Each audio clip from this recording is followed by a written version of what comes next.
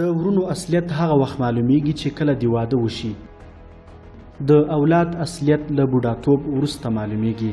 د میړه اصلیت هغه وخت معلومیږي چې کله یې ښځه ناروغه شي، او د ښځې اصلیت هغه وخت معلومیږي چې کله یې میړه غریب شي.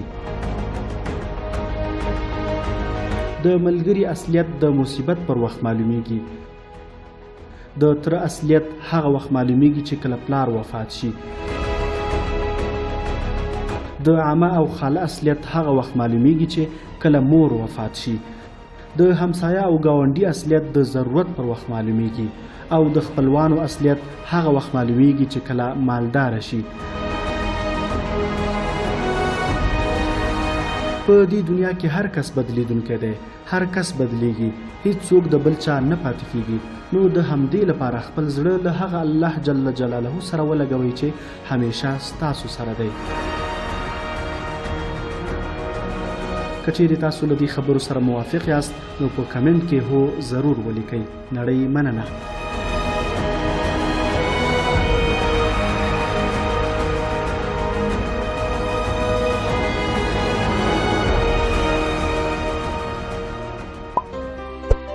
you